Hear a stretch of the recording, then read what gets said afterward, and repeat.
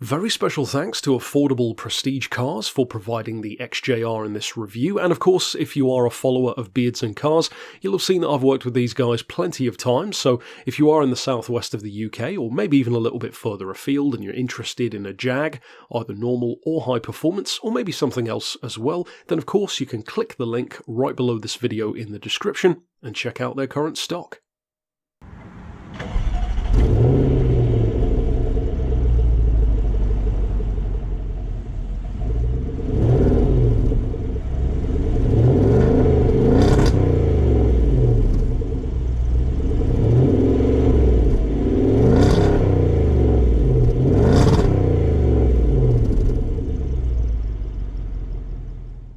The Jag XJ has always been one of those cars that I've had a soft spot for. And contrary to my age, I've always liked the old man's generation, the X350. In fact, it's my favourite XJ of all. That's the car that this one replaced. This, of course, being an X351. And I've actually talked about a lower spec model of this before on the channel a couple of years ago, which, if I recall correctly, I think was like a 3-litre diesel model, something like that. And it was a lovely car. I had one major gripe with it, though, and that was the headroom. And we're actually going to come back to that in this video, curiously. In my opinion, though, I have something of a hot take when it comes to this car, and it's something which some people won't like, and it's something which I believe some people might really like, because it might be something that you've never even thought of before. Certainly something that you won't have thought of if you haven't driven one of these. And you can be forgiven for not having test-driven one because you don't exactly see too many of these around, and that ties into what I'm saying. See, when it comes to high-performance Jags, be it an XJR, XKR, even an XFR, at least here in the UK, and I believe in the States as well to some degree, and maybe parts of Europe, they're not exactly rare. You see plenty of them around. Curiously though, you don't see plenty of these around. In fact, even on Auto Trader, for example, there really aren't that many for sale. A handful, all things considered, and they're all shockingly well priced for what they are. Take this exact car. This is a 2014 shape, mileage isn't overly high for its age, less than 10,000 miles a year, and yet it's literally £23,000. That's insane, in my opinion, because consider what this car offers. It's powered by a 5-litre V8, no surprise there from Jag, supercharged, of course, to 542 horsepower, has over 500 pound-feet of torque. The 0 to 60 time is a savage 4.4 seconds, and the top speed, curiously, has a raised limiter to 175 miles an hour. Now, some of the things that I just said might sound a little bit strange for an XJR, and I believe, and this is my hot take, I think Jaguar made a major mistake with this car. It's a small thing. In fact, it's one letter, but I believe that one letter would have made this car worth about 10 grand more now than it is. And I believe that they also named a slightly lower model incorrectly also, much to their own detriment, because 542 horsepower, that should sound awfully familiar from a high-performance Jag. Two in particular that I've already reviewed. One of them is called the XFRS, and the other is called the XKRS. Both of those cars have this same engine. You'll notice this car has a distinct lack of the letter S on its boot lid. That, I believe, is Jaguar's mistake, because honestly, this is not an XJR. Everything about this car, from its performance to its marketing, even to the way it performs and especially how it handles, is pure RS Jaguar material. This feels like the hardcore Jag, and that is not what you want from an XJR. I believe Jaguar's mistake was by not calling this an XJRS, and then by extension, the actual XJR is not called that at all. It's called the completely forgettable XJ Supersport 5-litre, which, I mean, who's even going to pay attention to a name like that?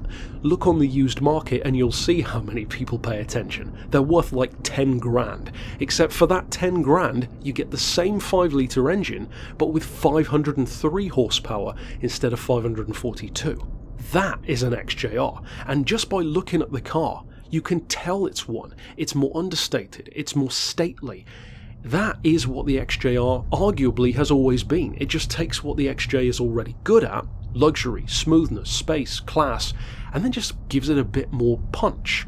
It's essentially a sledgehammer with a leather handle. It's comfortable, it's refined, it's well made, but it's still a sledgehammer underneath. And there's nothing wrong with that. It's what makes them so fun. It's this civilized, tuxedo-wearing older gent on the outside, but it's pure British muscle underneath. And it's very, and this is part of the reason why I love them so much, torque forward. It's not a high-end horsepower car, it's a low-end torque. The X350 in particular, with that 4.2 litre engine, you roll on the power and it just surges you along with that deep V8 rumble. This doesn't do that.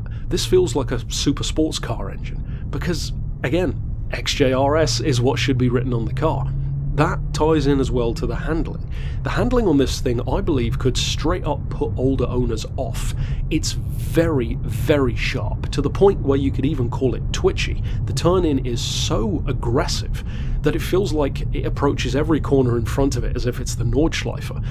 Track days are not every day when it comes to a Jaguar limo, so that's a very bold choice for Jaguar to make, and I believe it may, especially when new, have alienated some owners. I believe this really is a case of knowing what you're getting into.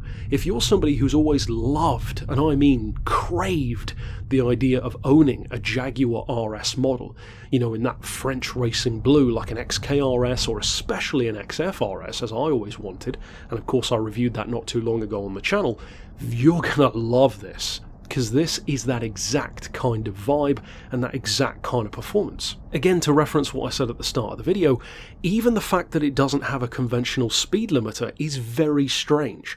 That's an unusual choice for Jag. Even the XKR has a speed limiter to 155. Now, of course, you can exceed that, but technically that's what it has. This already having a limiter raised to 175 is not what you would usually do for an XJR.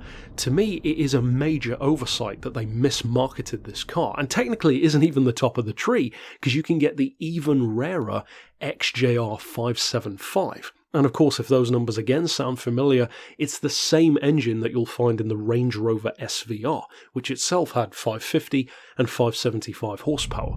Incidentally, one of my favourite 4x4s I've ever driven, and almost got my Car of the Year award last year. Remarkably good bit of kit. This one, I think, really does depend on what you're looking for from your XJ. Because with the styling, straight off the bat, they went much more European. Looks much more like a Maserati from many angles, especially from the back, and you're immediately going to put off the older gent buyer. Some might come around to the car over time, but a lot of traditionalists are immediately going to be put off. Put simply, that's a shame, because these are really good cars. You get a huge amount of vehicle for the money. I mean, everything I just said, for 23 grand, that's insane. And it's the reason why I put in the thumbnail, is this possibly Jaguar's Bentley Eater? Well, it could well be, because if you think of what this offers, it legitimately is as quick as most Bentleys in practice, except it does it for 23 grand. You try finding a 2014 Bentley of any kind for 23 grand. It's either got real high mileage or an issue with it that needs fixing. Generally, you're not going to. But therein kind of lies the problem. The kind of person who would buy this car falls into two totally different camps. If you're a traditional XJR owner, or even just XJ fan in general, there's a lot of things about the car that you're not really going to need and maybe not even like. In which case I would absolutely say that the 5-litre XJ Supersport is without question the car for you. Now, I plan to review one of those at some point here on the channel as well if I can, and I haven't even driven it yet, and I already know that's going to feel like more of a traditional XJR experience. This one being misnamed, I think, is a shame, as I've said a couple of times now. The reason why is, well, tenfold. Jaguar themselves, I believe, could have had a marketing edge calling the car that. I believe that, as I said, it would easily be worth 10 grand more than it is, and then they could have called the 575 model either the XJRS 575, or maybe, to keep in the tradition of what they did with the XK, they could have even called it the XJRS GT, albeit without a massive rear wing. I think that this car has an incredible amount of potential for the money, especially on the used market. And overall, of course, being an XJ, it is super smooth. It is really comfortable. There is massive amounts of space. And to touch on that point, the only negative really, which I had back in my review of the diesel version, I found that the car had a surprising lack of headroom. Now, I don't know if it was just that model that I drove that had an issue with the seat perhaps, or what, but the seats in this are definitely different, and they lower a lot further. Maybe, as I said, that was just the one other car that had an issue, maybe that's just generally speaking, but for whatever reason my head was always just about touching the sunroof. In this one, it wasn't a problem at all, so the one gripe that I had is now gone. Well, surely that means this is about as close to a perfect car in a review as you can get. Well, kind of, yeah. In fact, I actually like this more than the XFRS in terms of how it drives, and that was my dream Jag. Would I actually buy one of these? Well, for me, I think the looks are a little bit too understated for how savage the car is. And again, I get it, it's the top spec luxury older man's Jag, at least in theory, so I understand why they didn't put, a crazy body kit or French racing blue or a huge rear wing. But I think they could have, and definitely should have, done a little bit more visually. They should have made it a little bit more aggressive. Maybe even a more aggressive chin splitter on the front end. A more aggressive, wider stance, perhaps. Maybe even a slightly more overt ducktail wing, for example, on the boot. Something to really immediately set it apart. They didn't do that, and we can't change that now. But what that does mean is that at the very least, if you are a traditionalist, you're looking for the traditional, smooth, effortless power Jag experience, then hopefully what I've said will help you to know which one is right for you, be it this one, or be it maybe the Super Sport. But I believe that for some of you, maybe only one or two, but even if it's only one or two, it's still a benefit to someone, wherein you may have had no idea how much like an RS this feels like, and now you might have a new dream car. Because honestly, if that's what you're looking for, boy does this thing deliver. The handling, as I said, is track day levels of sharp. This thing can worry super sports cars through corners. The brakes are also tremendously powerful, which of course in such a big heavy car is kind of essential, but sometimes brakes can let you down. On this one though, they are absolutely fantastic. As I've said before, I love the interior design on these Jags, especially that, I'm not sure why, but it reminds me of like a nautical design, that line that runs from the driver door all the way around the front of the dash and almost gives it like a boat appearance. I love that styling cue. It's just a great looking car inside and out. It's a car which I believe is a victim of unfortunate marketing, and honestly I believe that marketing by Jaguar themselves, in terms of naming the car, marketing it correctly or incorrectly, is probably what's led to them being worth a lot less than they arguably should be. Because if you look at the values of XKRSs and XFRSs, they are both consistently worth more than these are, despite the fact that this is every bit as capable, and in some cases actually just as quick, as they are. Overall though, that's it for my thoughts on the XJR of this particular shape. And of course, if you want to check out the other cars which I referenced, you can find all of those here in the Beards and Cars playlist. Chances are it will come up on screen for you to click if you're interested. And of course, if you want to check out more car reviews in future, you can stick around here on the channel to do so. But for now, as always, thanks for watching.